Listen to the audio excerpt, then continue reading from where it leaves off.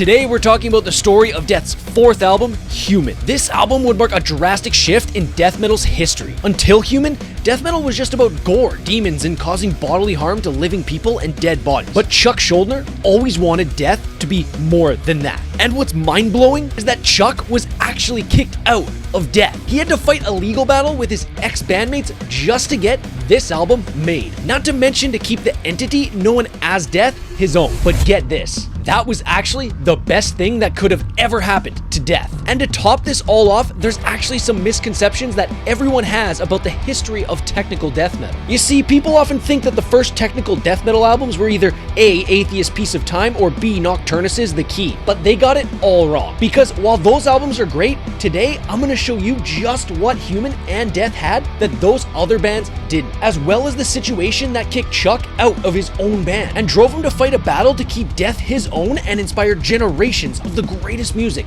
ever made. What's up, everyone? This is the heaviest show in the universe. I'm Kane Irvine, and I'm a former metal elitist basement dweller and lifelong metalhead. Metal is all I do, all day, all the time. Let's get it. Shortly after the release of Spiritual Healing in 1990, Death was about to embark on its second European tour, this time with Thrash Titans and Metal Gods Creator. Unfortunately, the first time Death toured Europe, it was not organized very well. It left them in debt and discouraged Chuck from wanting to do one again. For Chuck, it was like slapping a bunch of money into the stock market only to watch it crash right after. And so last minute, Chuck decided to cancel this second European tour. This is where things start to get sticky. You see, Chuck is often thought of as a true metal god, one who is often thought of as the perfect human being, even outside of metal. He's been immortalized in every sense of the word. And I'm not saying he was a bad guy. I don't think he was. But the truth is, he was kind of like Dave Mustaine in the early days, a true genius who was pretty hard to work with. And so after Chuck decided to cancel that tour last minute, the other members of Death decided, fuck him, let's go anyway. I mean, after all, they had worked together with Creator to hire techs, get merch made, get tour buses, the whole 9 yards. You can't just cancel it last second. So bassist Terry Butler and drummer Bill Andrews actually got together and had Chuck sign a document okaying them to go to Europe without him. It's crazy that Chuck was actually so worried about the potential disorganization of this tour so that he actually signed this document so he wouldn't be held responsible for anything at all that went wrong over in Europe. And when Chuck eventually changed his mind and tried to go over to Europe a few weeks later, Headliner's Creator basically told him to go fuck himself. And so did the rest of the members of Death that went over. But the crazy thing is, this would actually be the best thing to ever happen to Chuck and Death. It would inspire Chuck to almost single-handedly create technical death metal. And a lot of people like to point to Piece of Time or Nocturnus' The Key as the start of technical death metal. But I'm gonna show you it was really Chuck and crew who created it on Human. After this whole Europe debacle, Chuck decided to basically remake Death in a new image, with a purpose. He did this by doing 3 things. He hired an attorney and got the rights to the name Death. He fired those nerds who went overseas without him and who were dragging his name through the mud while over there. And he hired session musicians that had way higher technical ability than previous members of the band. Now, before I go into how this changed death metal forever and helped create technical death metal, I want to talk about the things that were being said about Chuck in the media at this time. This is super important. In an interview with Rock Hard magazine while on tour, former bassist Terry Butler said Chuck was at home mowing the grass. Others were dragging his name through the mud on stage, calling him arrogant and narcissistic. Some even going as far to say that he didn't want to play death metal anymore. On the contrary, Chuck was at home cooking, as we will see. Think of it like Chuck's being kicked out of Metallica moment. Check out this interview from Rock Hard magazine just before the release of Human in 1991. I don't know, I think there were people who were desperate to ruin my name because I did things that upset them. I really, can't help what I had to do at that certain point in my life. Obviously, we have an album coming out that defies what people might have said.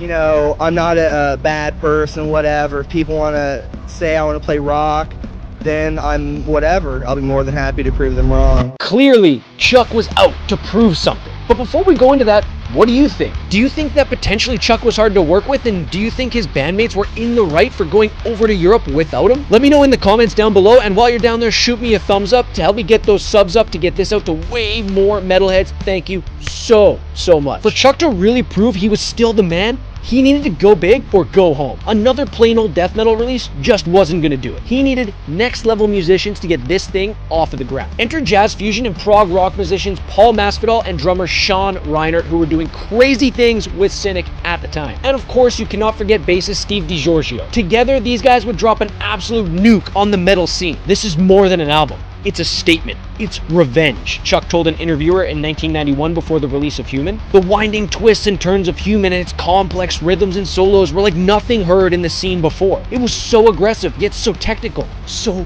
beautiful. It was the greatest thing death metal had seen and heard up until that point. Just check out the difference between some of these riffs from early Death and then what they had on Human.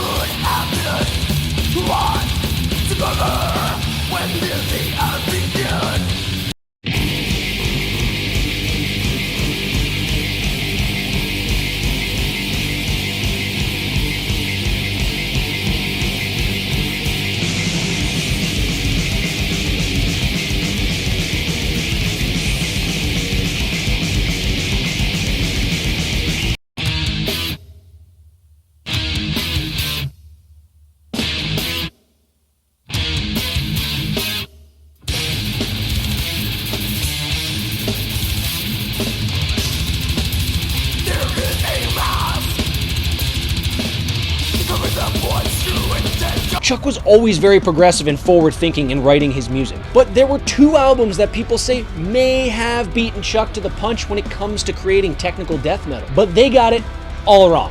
Let's dive in. Piece of Time from 1989 and Nocturnus' The Key from 1990 definitely have a say in this whole debate. But here's the thing that proves it was Death and Chuck who started this whole thing. You see, Chuck was the king of death metal. If he released something, everyone listened. Think of it like this. At this point in time, Death were truly the Metallica of death metal. So every time they released new music, everyone was trying to copy what they did. So this drastic change in style on Human sent shockwaves throughout metal. And that's super important to note for this next part. Even before Human, Death was way ahead of the game. The compositions they would write were way above their death metal peers. Even if you go back and listen to Obituary or Autopsy from back in the day, it wasn't even close to what Death was doing. And on Leprosy and Spiritual Healing, Chuck abandoned the gore-obsessed lyrics for more socially conscious, forward-thinking ones. Whatever Death did, the rest of the scene followed. So the jazzy compositions, esoteric lyrics, and intricate guitar playing on Piece of Time and The Key were already inspired by what Death was doing on their previous albums. And Human was the inevitable culmination of Chuck's mindset. So what Atheist and Nocturnus did was already inspired by Chuck. So when he and the Cynic boys wrote Human, it forced